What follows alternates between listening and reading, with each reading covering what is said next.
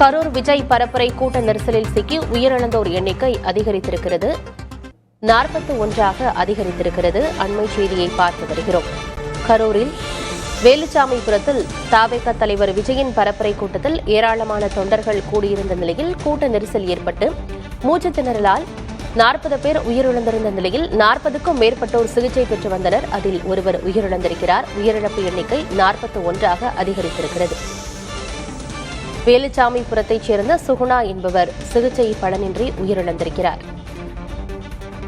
விவரங்களோடு செய்தியாளர் காதர் மொய்தீன் இணைந்திருக்கிறார்.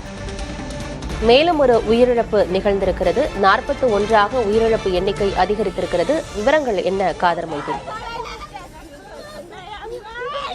ஆனந்தி, தவேக பரப்புரையின் போது கூட்ட நெரிசலில் சிக்கி இதுவரை 40 பேர் உயிரிழந்த நிலையில் இன்று அதிகாலை வேலுச்சாமிபுரத்தை சேர்ந்த சுகுணா என்ற 65 வயது மூத்த காட்டி உயிரிழந்திருக்கிறார்.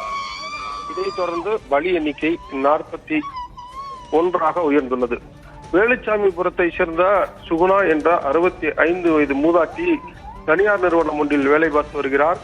அந்த பரப்புரை நிகழ்வின் போது வேலைக்கு சென்றவர் அவர் இரவு ஆகியும் வீடு திரும்பவில்லை. இதையடுத்து அவரது குடும்பத்தினர் அவரை தேடி பார்த்திருக்கின்றனர். இந்த நிலையில் பலரும் இந்த கூட்ட நெரிசலில் சிக்கி மயக்கமுற்றிருக்கிறார்கள் என்ற தகவல் என்று அவர்களும் கரூர் அரசு மருத்துவக் கல்லூரி மருத்துவமனைக்கு சென்று பார்த்தபோது அவரது தாயார் அங்குதான் இருந்திருக்கிறார். கூட்ட நெரிசலில் சிக்கி படுகாயமடைந்து மருத்துவமனையில் சிகிச்சை பெற்று வந்திருக்கிறார். அவர் தொடர்ந்து சிகிச்சை பெற்று வந்த நிலையில் இன்று அதிகாலை சிகிச்சை பலனின்றி உயிரிழந்தார். இதையடுத்து அவரது உடற்கூறு ஆய்விற்காக அனுப்பி வைக்கப்பட்டிருக்கிறது. இதன் அடிப்படையில் தற்பொழுது பலியானோர் எண்ணிக்கை 41ஆக உயர்ந்துள்ளது. இருப்பினும் பலர் மருத்துவமனையில் சிகிச்சை பெற்று வருகின்றனர்.